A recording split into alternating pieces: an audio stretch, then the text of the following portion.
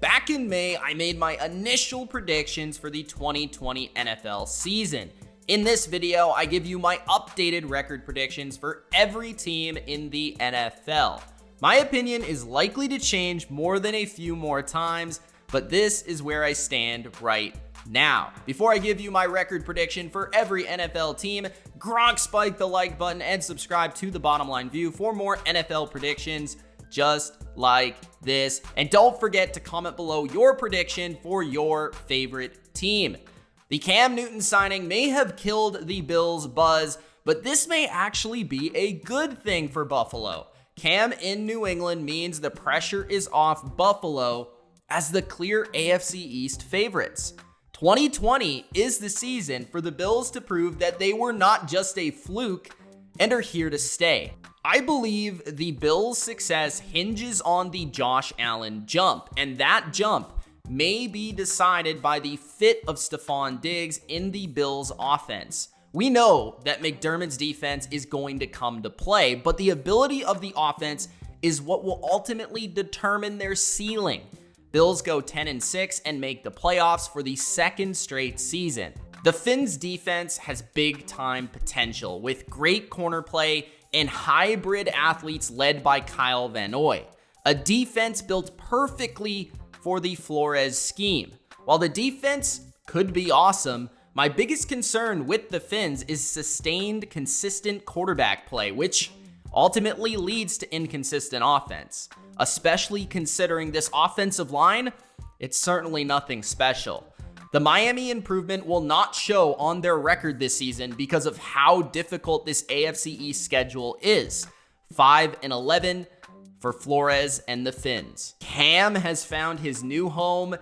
It just so happens to be the Evil Empire. A motivated Cam Newton partnering up with the best coach of all time in Bill Belichick, the creativity of Josh McDaniels, and an elite defense is enough for me to put the Pats back in playoff position with double-digit wins. New England goes 10-6. Looks like the Jets may say goodbye to their best player, the heart and soul of their defense, Jamal Adams.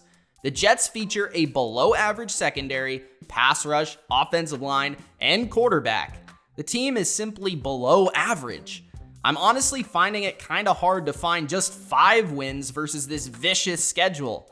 The Jets go 4-12 without Jamal Adams. The Ravens are simply scary.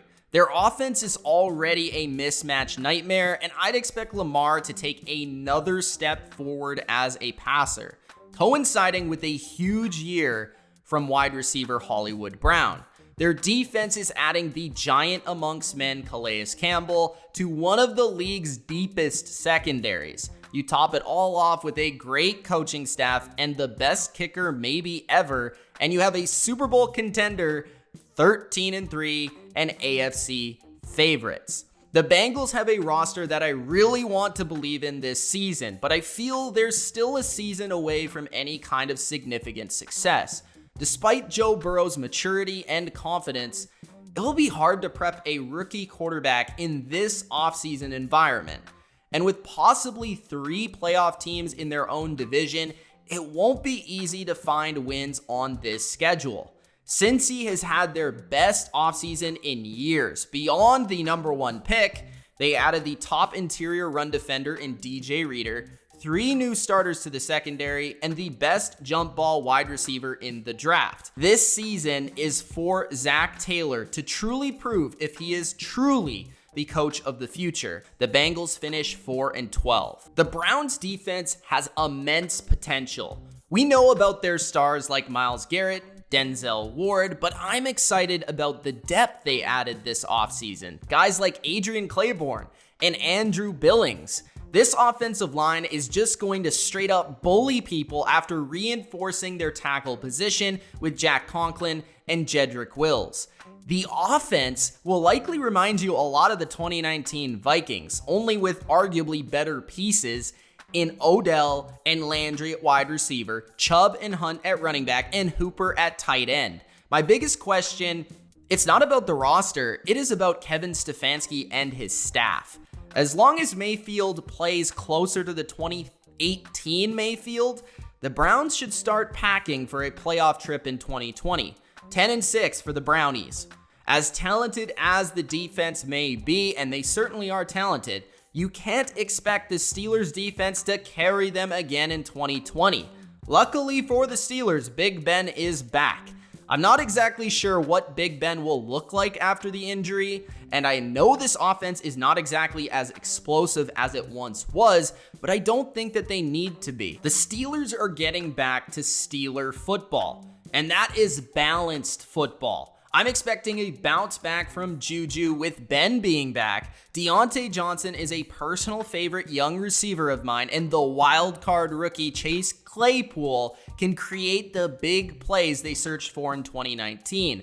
Even if the defense takes a slight step back, this team is too balanced to falter. With one of the most proven quarterback coach combos of this era, Steelers return to the playoffs at 10-6. Led by the magical Deshaun Watson, the Texans have an elite offense. I know, they lost D-Hop, but I'd argue that they'll actually benefit from trading DeAndre Hopkins. Why, you ask? Well, because the problem with the Texans has never been their starting offensive lineup. It's always been the lack of depth at the wide receiver position. Now, instead of relying on Hopkins and an often injured Fuller, you essentially replace Hopkins with 3 pass-catching weapons. David Johnson at running back, Randall Cobb in the slot, who had a great season last year for Dallas, and the speedy Brandon Cooks, who was basically made to play with Deshaun Watson.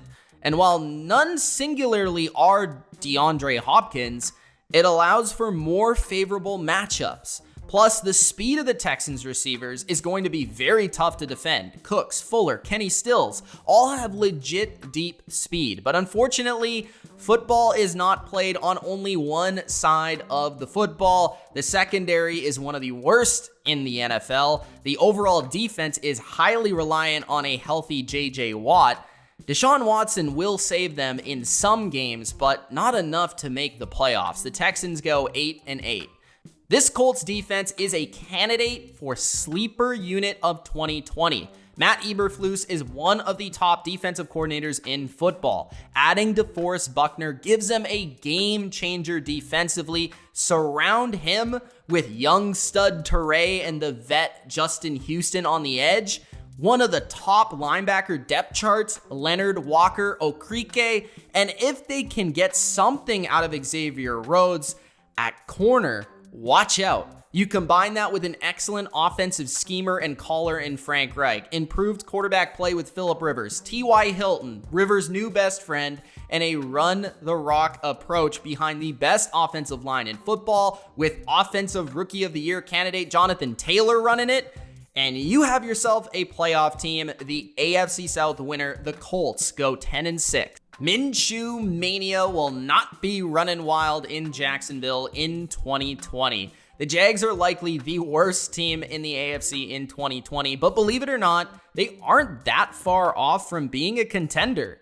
With young pieces to build around like DJ Chark, CJ Henderson, and Josh Allen, they have a solid foundation. A pick in the top 3 would allow Jacksonville another shot at the QB of the future, because I just don't believe it's Minshew. The Jags finished 2-14. I don't like doubting a team led by Mike Vrabel. He just seems to get the best out of his players, but the Titans have lost a lot of key pieces that made them the Cinderella story of 2019. Logan Ryan at nickel, Jack Conklin and Jarrell Casey up front, all huge losses. Not just talent, but leadership and intelligence. And perhaps the biggest loss was defensive coordinator Dean Pease, who has been one of the best in the NFL for a long time. I do think people are sleeping on Ryan Tannehill, though, and this young cast of defenders, Harold Landry, Evans, Brown, Byard, Adoree Jackson, they're solid.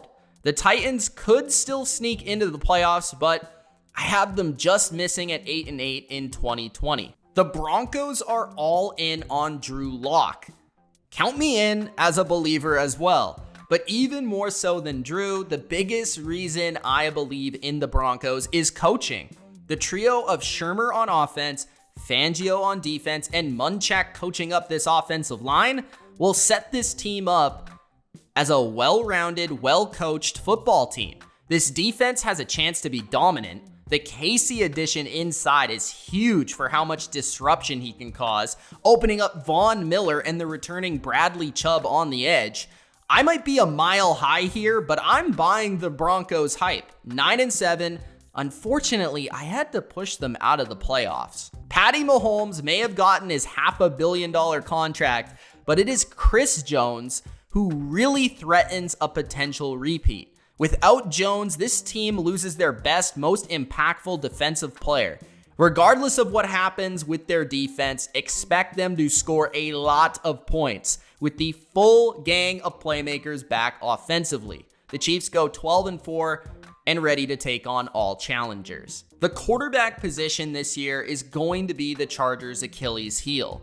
This team was one of the least fortunate in one-score games a year ago, in part because of Phillip Rivers. But Rivers also made throws and plays that I know Tyrod can't make, and I'm pretty sure a rookie Herbert also can't make either. I'm excited to see just how awesome this defense can be, but as for the team, 6-10.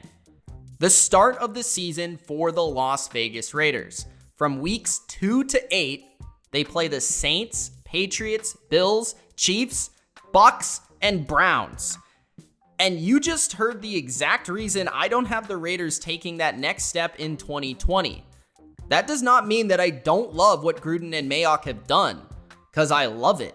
Everyone talks about this offense, but I feel the defense is kind of underrated with young talent at corner, one of the deepest safety positions in the league. I love the Corey Littleton addition at linebacker, and if they can continue to improve on the defensive line, they could be one of the most improved defenses in all of football. I wish I had the Raiders with a better record, but that start to a season is just criminal.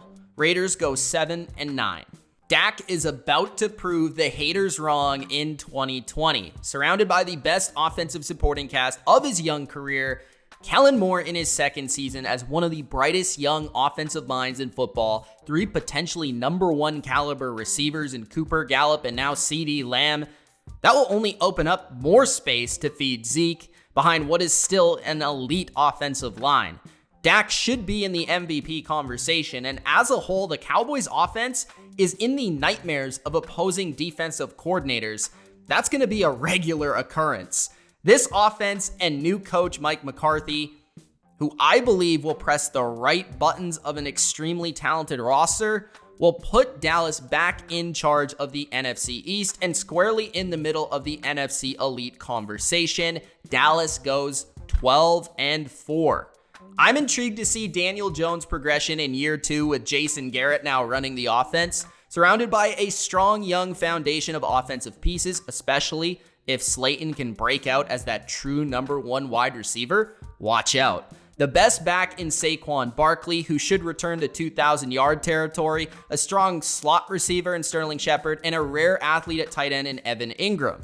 The offensive line is probably the best it's been in a while after solidifying the right tackle position with the 4th overall pick, Andrew Thomas. If this team had any proven defensive playmakers, I'd probably be higher on them, but they just don't. It may take some time, but the one thing that I'll promise you is a return to tough and detailed football under Joe Judge. I have the Giants at 5-11.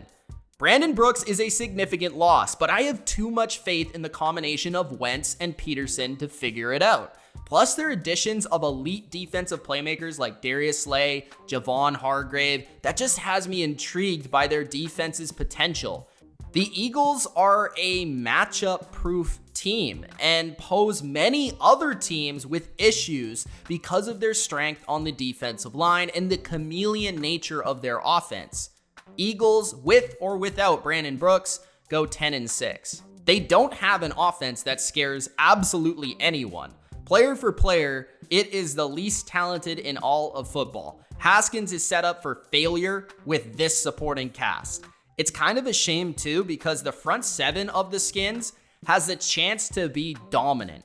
Ron Rivera reestablishing the culture in DC, new schemes on both sides, the Skins are in for another rough one, 3-13. The more I think about the Bears, the more I kinda can't get over how inept this offense could be.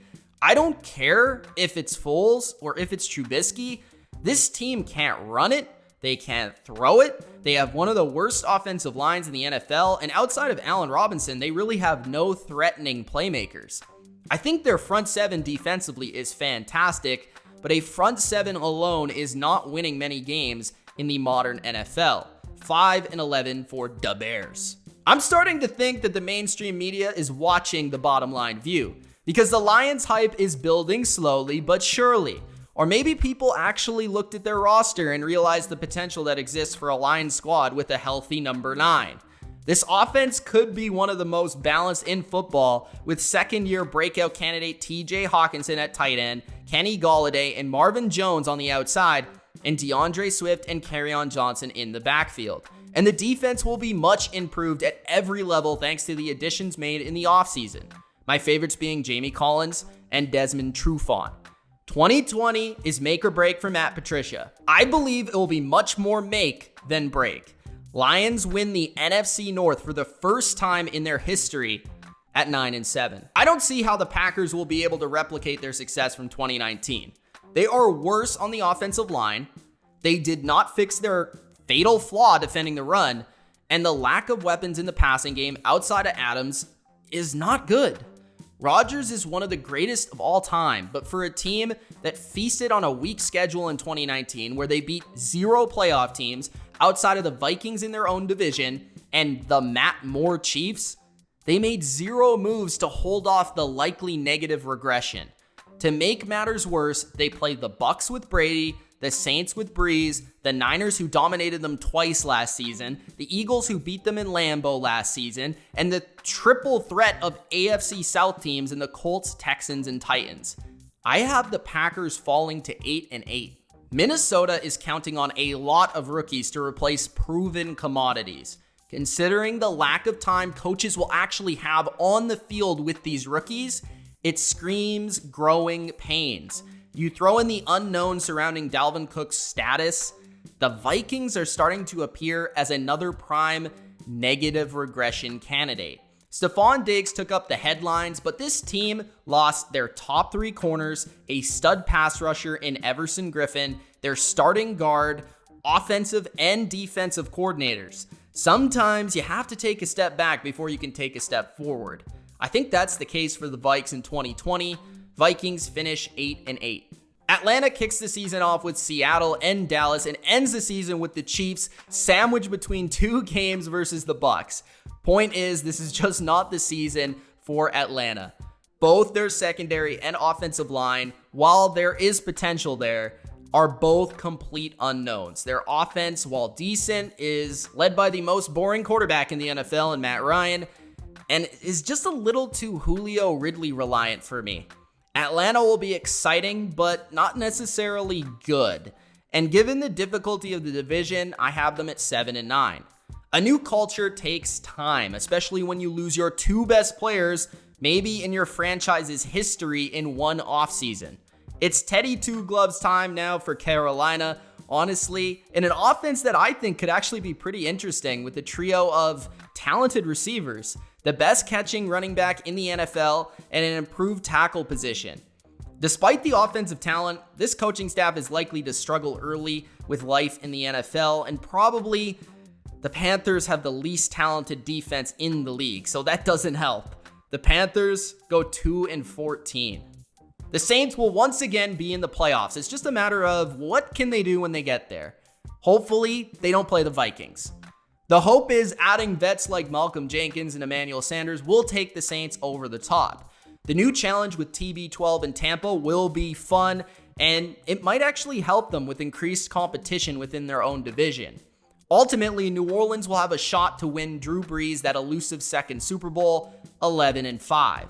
You are already seeing the leadership of Tom Brady, the magic of Tom Brady. You're seeing a culture shift in Tampa Bay. Reinvigorated with a new purpose, Tom Brady is on a mission. And really, I don't know how teams are going to defend the Tampa offense. They can spread you, they can shred you, or they can attack you with 3 tight end sets. This defense is young, it's hungry, it's talented, it's loaded with front seven and a sneaky secondary. More importantly, they have an outstanding coaching staff. I don't think Brady's 7th ring is that impossible at all. The Bucs go 12-4 and have an immediate impact on the NFC. The Cardinals are an explosive team. I believe in Cliff's offensive philosophy. I believe in Kyler Murray. There is a bandwagon there for good reason. I'm not so sure that I believe in the defense quite yet, despite some nice additions. I'm rising on the Cards slowly, but I'm not sure I can put them over Philadelphia, over Seattle in the NFC wild card. Cards go 9-7. The Rams' bold team building strategy is about to backfire in 2020. McVay is a great leader, and I won't count him out, but this is not the same roster he once had. The offensive line is scary, but not in a good way. It's an extremely top-heavy roster. Jared Goff is not good enough to carry them. Key contributors left like Fowler and Littleton. I have the Rams regressing to 6-10. Don't worry about the playmakers, guys, because it's Kyle Shanahan. Mostert or no Mostert, Samuel or no Samuel, he could take Joe Schmo from the grocery store and make him a 1,000-yard back.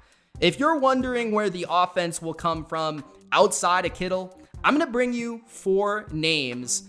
Trent Taylor, Jalen Hurd, Jerick McKinnon, all returned from injury, and also rookie Brandon Ayuk at wide receiver. These are basically additions and added playmakers to the Niners offense that they did not have in 2019. The 49ers team is great up front with a dominant defensive line and an improved offensive line, and that is truly what matters. Niners go 11-5 and win the NFC West. Will they or won't they? That is the question. Will the Seahawks finally unleash Russell Wilson? The fact is that no team is more reliant on their quarterback than the Seahawks.